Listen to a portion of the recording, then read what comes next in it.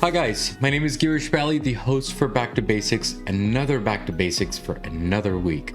So guys, today we're going to talk to you about career tools or career push-up or career planning. There's too much of career work, right? But it is needed nowadays. We do need some help, some tools, some kit. And I thought, you know what, let me go and talk to this guest of mine and said, you know what, let's bring him in. His name is Mark. And we're going to talk to you about that. We're going to talk about what his vision is about his book and what it is, and we'll get into the details of that. So guys, let's introduce and invite Mark into my show here. Mark, how are you? And thank you for coming to Back to Basics. I'm doing great. Thanks for having me on the show today. Absolutely. Thank you again. So before we get to the basics of the career tools and your book and everything else, what does Back to Basic mean to you? I grew up watching The Karate Kid, and so I always think about wax on, wax off, and really about focusing on the fundamentals, because when you get the fundamentals right, then we can handle the more complex challenges and opportunities in our lives. I totally agree. I mean, it's as simple as that. It's a wax on and wax off theory, right? Just like the Cobra Kai nowadays that they do watch. So thank you for that, and thank you for coming on my show and making this brighter for me, and honored, definitely. So Mark, what does it mean by Career Toolkit book? That's a long name for a title, but where did that come up and how was it born? Was there an epiphany or something that an idea just came in? So explain that if you don't mind. It began over 20 years ago. Okay. When I started my career as a software developer, I knew that I wanted to become a CTO.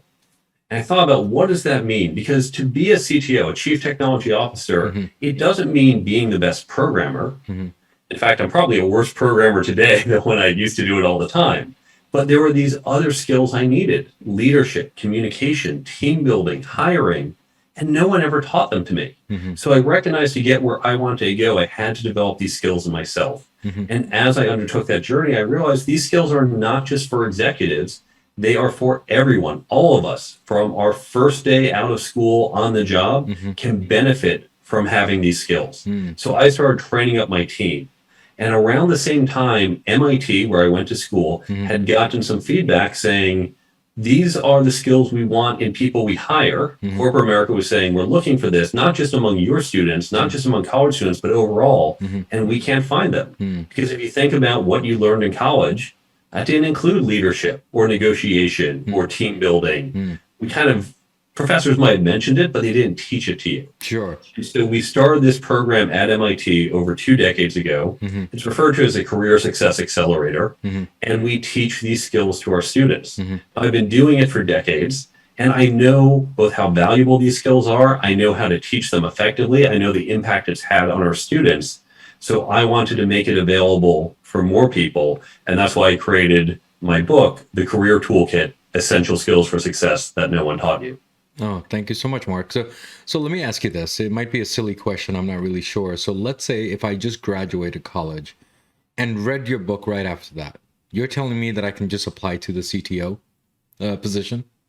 You're not going to be a CTO tomorrow, but I'm going to help you figure out a path how to get there. Chapter 1, how to create and execute on a career plan.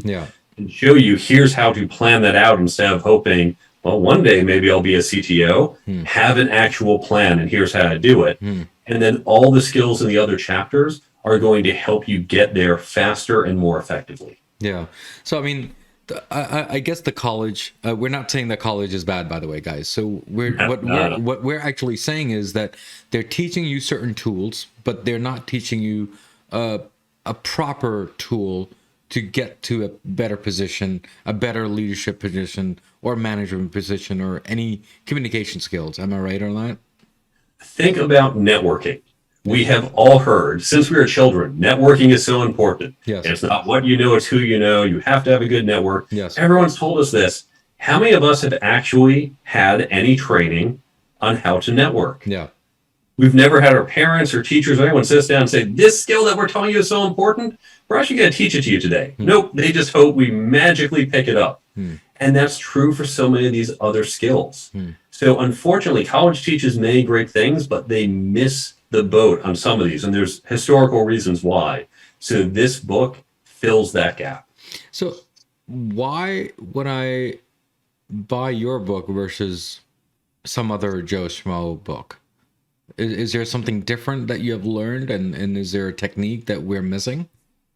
Great question, because certainly there are other books on careers, on leadership, on negotiating, and there are wonderful books. In fact, I reference many of them in mine. If you go to my website, I list about 24 books that I reference in mine, so you can go deeper on them. The reason you should go for my books, threefold. First, this is a book that covers all these skills. Instead of reading a full book on leadership, a full book on communication, a full book on networking, because these skills really do reinforce each other. And so by having it together, you can understand how they interrelate. That's something that I don't think is really covered in other books. And there are many wonderful books, but that's something that you get in mine. Second, from having taught this for over 2 decades to thousands of people, I understand how to effectively teach it. And you can see in all the reviews we've gotten, people really like the approach that we use. What it comes down to in each one of these chapters, each skill, there's a mental shift that you need to do that we lay out. And then from there, what are techniques you can use to be effective in doing it? And third, my book has a free companion app. Now, this is important. I'm surprised this hasn't been done before. We've all read books, business books, self-help books, general books on learning. You read the book and you forget it 3 weeks later because we're on to the next book. We're busy with our lives. With the free companion app, you can download it for Apple or iPhone, and it's going to take the tips in the book and just pop up a notification once a day. That's going to help reinforce the lessons in the book. That's going to make it much easier for you to remember it. You can also say, oh, you know what? I read that negotiation chapter 3 months ago. I'm about to walk into negotiation, open up the app, and just flip through those tips to get that crash course refresher. So my book makes it easier to retain the information thanks to that free app. So you made it a little user-friendly when it came to this app. Has that been a successful approach and a different approach? Because I think not a lot of people, they read, and I think they need some user-friendly, interactive tool, I guess. So has that been a successful story? It has been. And something else to your point, that people don't read as much as they used to, not in the duration. It's not the volume. They don't want to sit and read hundreds of pages. Right. The great thing about how my book is laid out, you can jump to any chapter. You can open the book. I'd recommend reading the 7-page introduction first, but then you want to jump to chapter 8, then back to 2 and on to 5. Sure, read it in that order. You don't have to go linearly. And you've got the app that can support you in each of the individual chapters or overall.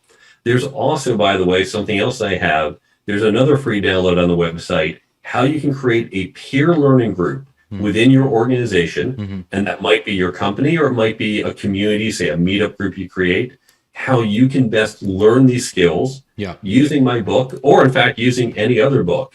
Because I am here not just to get you to buy pieces of paper, but to learn these skills. And from the app to this free development kit, it's going to help you better and more effectively learn these skills.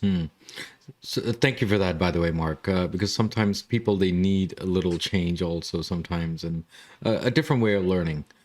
Because as I said, people are more audible reading, which is more audio, or maybe reading like what we're all grown up with. And now we're all the app based. So thank you for the change too. So I have a question for you. I had an episode on my show called Managers versus Leaders. Can you explain the differences between that? And maybe you can contradict me also at the same time. That's not a big deal. But what does it mean by managers versus leaders for you? This is a question often debated, and I will give you my answer, but there's an important disclaimer I want to say before, which is in practice, it may not matter as much. Right. Good leaders manage, good managers lead. I do break it down in my book. I have separate chapters on pure leadership. And in fact, management, I talk about people management and process management separately. Because when we get to that wax on, wax off, we want to focus on leadership and management separately.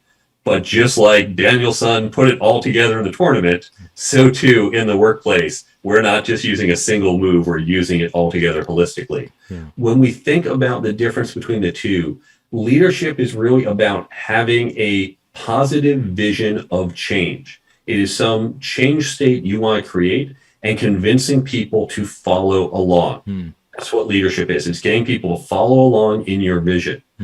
Management is on the execution of that. It's on the day-to-day tactically, what do we do to work?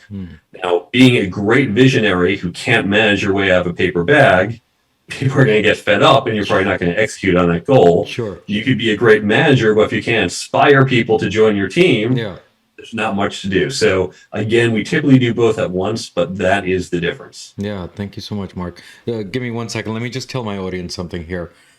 Guys, what we have talked about so far is career planning. So far, we have talked about leadership and management. And what we have also talked about is communication skills. We have also even talked about networking. So what did this all mean? It means that we need to collaborate and start talking to other different people just to get the right essence of where you want to be in your career. Where do you want to be for yourself? Maybe you want to be a entrepreneur, or maybe you want to do a regular 9-to-5 job. There's no right and wrong answer. It all depends on your fit. And this book will kind of guide you in some way. I hope it does. I mean, that's what Mark is saying. So let's talk to that. So Mark, I have a question here. There's a lot of people, including myself, and I'm pretty sure you too, when we are a little hesitant to ask our managers about negotiation of salaries or raises or bonuses or position change, how do we start negotiation on that? I mean, before, when we say something, we get scared that we're going to get fired or laid off or maybe written up or whatever. How do we get away from that? First, I want to motivate you to the power of being a good negotiator. Okay. Imagine, for example, you are 25 years old and you have a job offer for $60,000. Instead of taking that job as it's offered, you've read my book or another book, or you've learned a little about negotiations, and you go back and you negotiate for $61,000. That's not a huge amount. We can all imagine doing that. Yeah. If you do nothing else in your life, if you sit in that job for the next 40 years, you've just gotten $1,000 more over 40 years, or $40,000. One 5-minute negotiation got you $40,000. Now, of course, you're thinking, well, no one stays in a job for 40 years. You're going to have other raises, promotions, other job offers. You're going to negotiate far more than $1,000, more money, more benefits, more responsibility. Sure. If you learn to negotiate, it's not about being the world's greatest negotiator. It's not about creating world peace and being at that level, just getting a little bit better. You can add tens of thousands of dollars, even hundreds of thousands of dollars to your lifetime earning. So when you think about it in that context, why are you not investing time in reading a single book or taking a single online class to do this? So you might have this reservation. Start by recognizing, wow, the money you're leaving on the table is huge.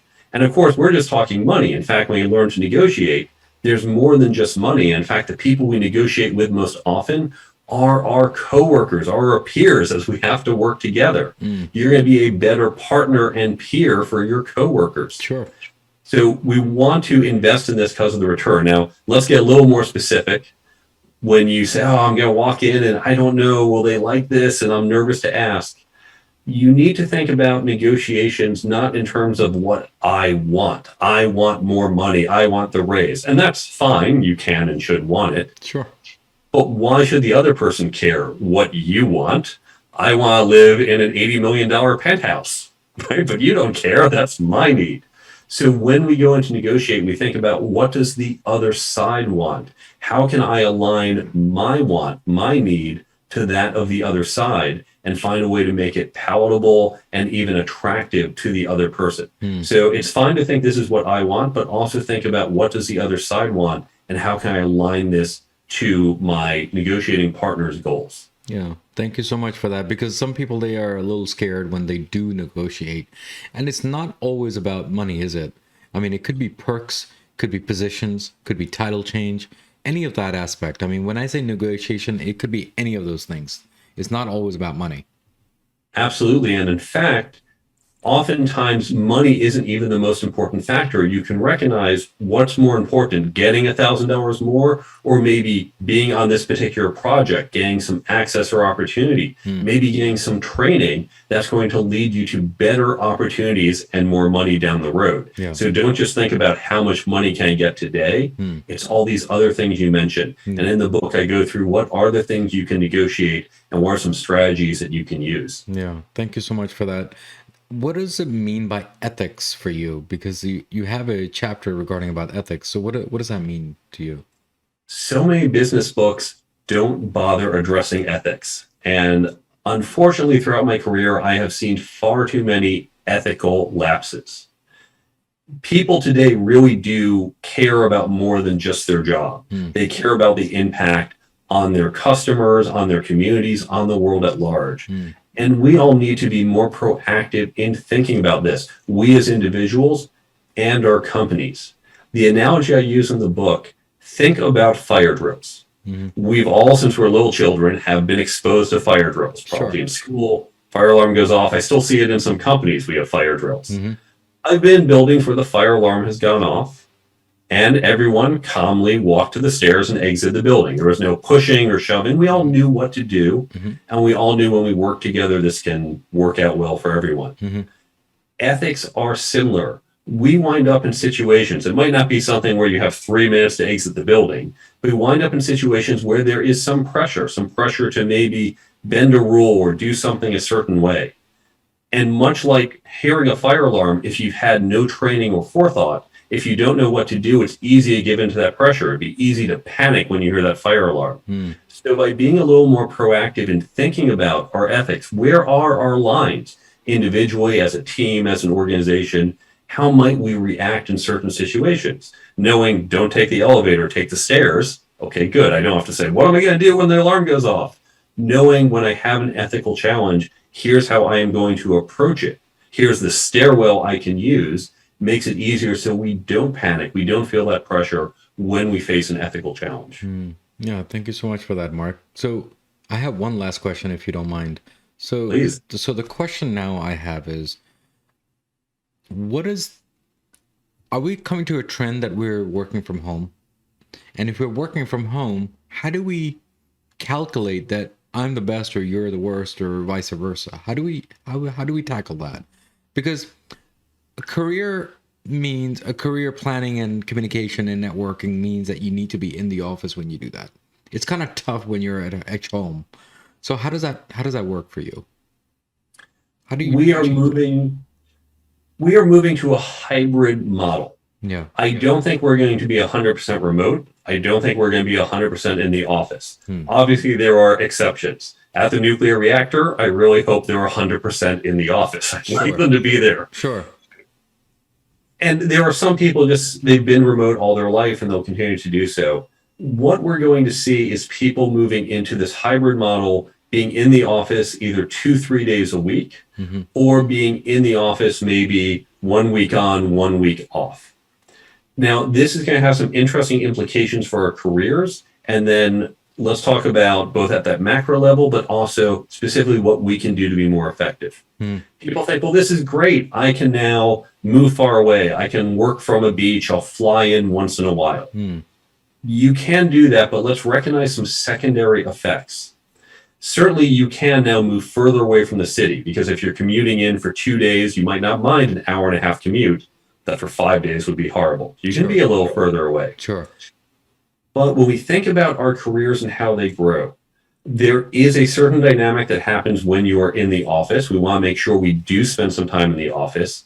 There's also activities outside the office that are so important. Sometimes those might be corporate activities, the dinners, the happy hours, the engagement.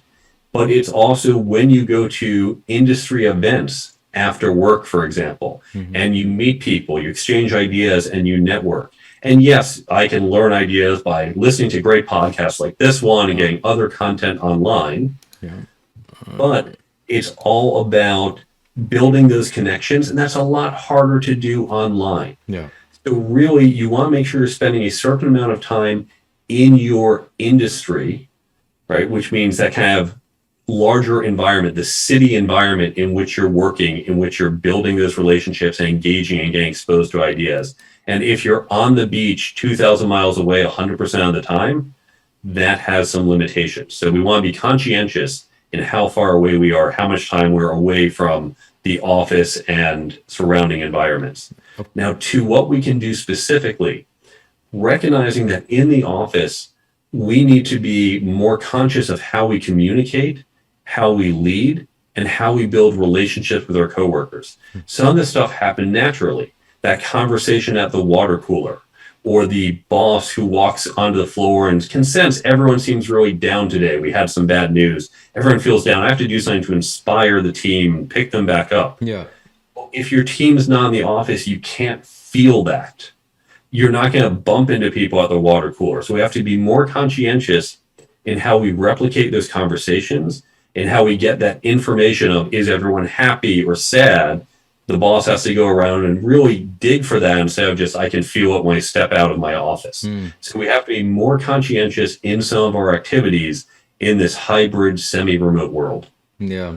Thank you so much, Mark. And I know I said one last question, but I'm very Keep going. You know, I'm fascinated of that one point that you just mentioned, and that question just came in my mind. In olden times and back in the days, okay, we used to work 20 years, 40 years, 50 years, okay, and all these work anniversaries, right? And nowadays, people, they want to leave and they want to go to the next job. Is that the right move? Because it seems like the reason why I'm asking is there was a career coach, a resume writer that I had on my show, and she mentioned that you should have at least 1 or 2 pages of resume. Now, if you do with my example, you're going to be more than two pages of resume writing. So what do you recommend on that?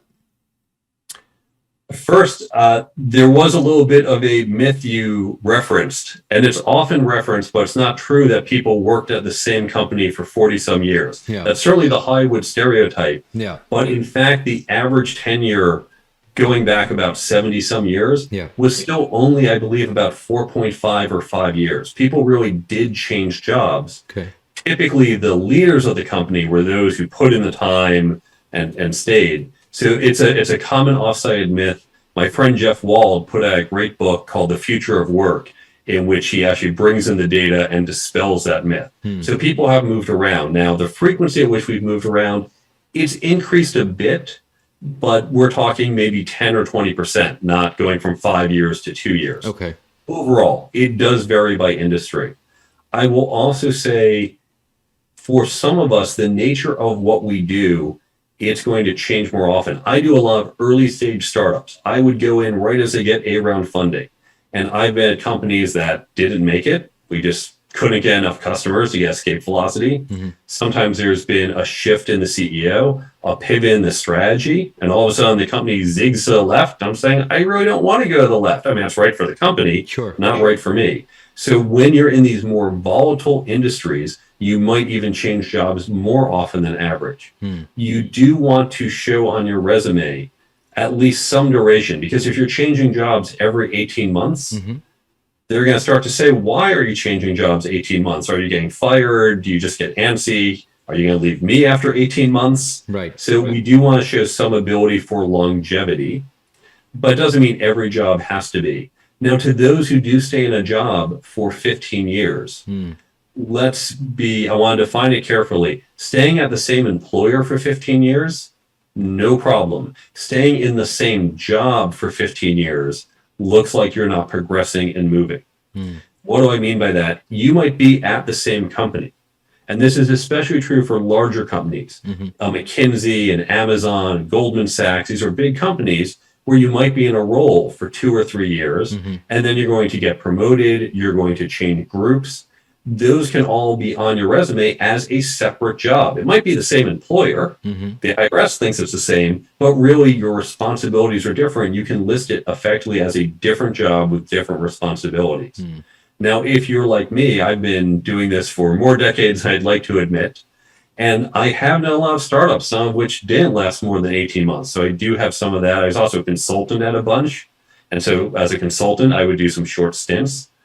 Well, we don't have to be as specific as you get to those older roles. I was a software developer back in the 90s. Do I really have to tell you what I did as a software developer? Because that's not what you're hiring me for today. It's helpful to know I was a software developer. I can do that. I think like that. But you don't care about what software products I built back then. So it's down to just a title for some of those older jobs for me.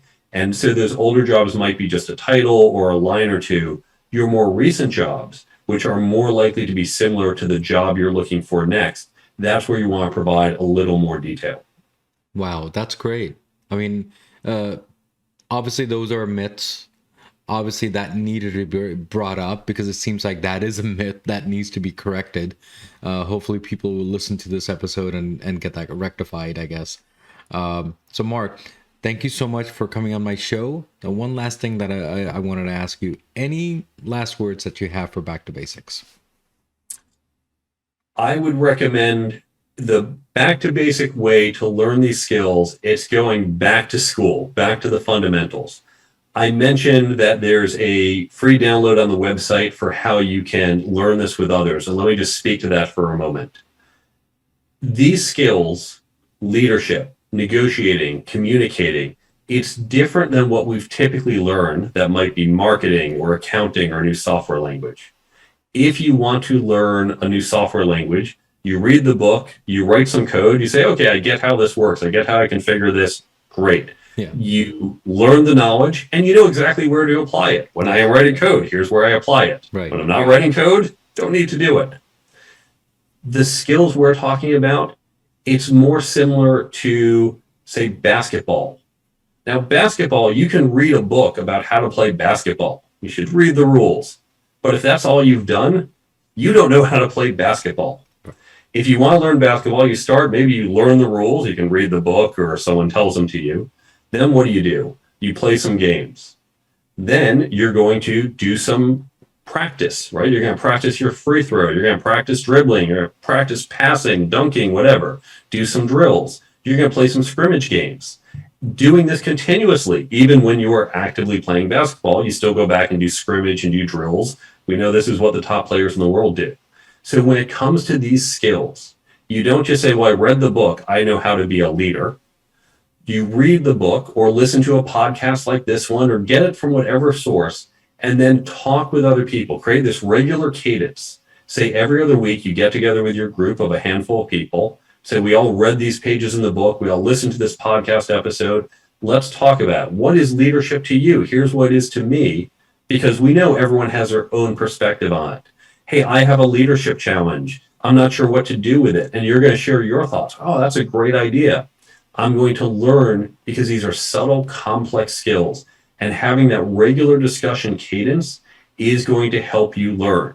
It's going to take that wax on, wax off, and get that training from other people. So this is how we want to learn these skills. You can learn more about how to do this on my website, thecareertoolkitbook.com. On the resources page, there's a free download how you can do this at your company or in, say, a meetup group. You can also get the app and other things all from the website, thecareertoolkitbook.com. Yeah, Mark, thank you so much for coming on my show to making this brighter for me and all the insight about career and networking and everything else. Thank you for that, and thank you for your time and spending the time with me here. Thank you again. Thanks for having me and for the kind words about my book and what we do. Yeah, absolutely. Thank you again. So guys, we spoke with Mark today. We talked about the basics of, what did we talk about? We talked about career planning. We talked about communications and networking and everything else about his book and his app. That's a really cool idea of creating an app just for this career stuff. So hats off to Mark on that. So guys, as usual, as always, there is a quote of the day from Back to Basics. And you know how Back to Basics works. We have a quote of the day. The quote of the day is, believe you can, you're halfway there. So what does that mean? It means that you need to make sure that, what does it mean? What does it really mean? It actually means that everything you can do, and you can do it. You just need to go and pull up and buckle up and just do it. That's what Mark is saying. So guys, as usual, as always, what do I always say at the end of the episode?